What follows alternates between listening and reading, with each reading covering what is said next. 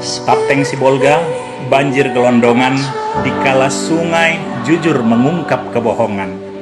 Banjir bandang boleh datang dari langit, tapi gelondongan kayu tidak pernah jatuh dari awan. Hujan deras bisa membawa air, tapi tidak mungkin membawa batang kayu sebesar tiang listrik kalau tidak ada yang memotongnya. Masuk akal kan? Belum lagi lubang-lubang tambang liar tanpa izin yang selalu mulus menembus perut gunung di Tukka, hingga air bingung mencari tempat berlindung. Akhirnya ia berangkat langsung menyapa manusia yang tak tahu kabar apa-apa. Di saat pemerintah setempat banyak yang pura-pura bingung, padahal penggalian demi penggalian berlangsung di depan batang hidung. Hutan lindung pun memberi kabar kalau ia sedang berkabung dan memberi air langit yang turun untuk dikirim langsung, hingga si Haporas pun tak mampu membendung. Jadi mari kita bicara yang sebenarnya, bukan naskah dongeng konferensi pers ala pemerintah. Lalu apa yang terjadi di hulu sungai Sihaporas hingga gelondongan hanyut? Apa? Hujan yang menebang pohon?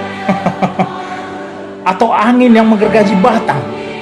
Di hulu Hutana Bolon Tukka ada batu besar-besar hanyut didorong oleh kayu gelondongan. Siapa yang tebang?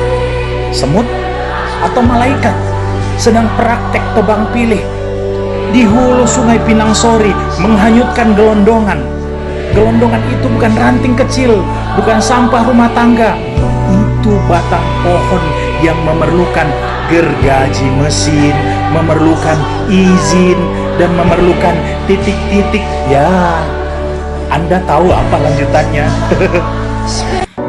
Apa yang terjadi di hulu sungai sehingga kayu gelondongan nyangkut di jembatan Anggoli, batas Tapteng dan Tapsel, sampai-sampai jembatan bukan lagi infrastruktur publik, tapi berubah fungsi jadi tempat parkir kayu ilegal setiap kali hujan turun. Mana mata? Nampak kan? Dan ini pertanyaan yang tidak boleh lagi dianggap sepele. Ada apa ini Pak Bobi Nasution, Gubernur Sumatera Utara? Sehingga kayu gelondongan besar-besar hanyut di Sungai Batang Toru yang hulu sungainya melewati Taput. Ada apa dengan Taput? Tapsel, ada apa dengan Tapsel? Hingga berujung ke Tapteng, ada apa dengan Tapteng? Hutannya maksud saya. Apa yang sebenarnya terjadi? Apakah banjir bandang sedang mengungkap apa yang selama ini disembunyikan dalam kebohongan? Atau sungai sedang berkata jujur sementara pemerintah sedang sibuk mengarang alasan?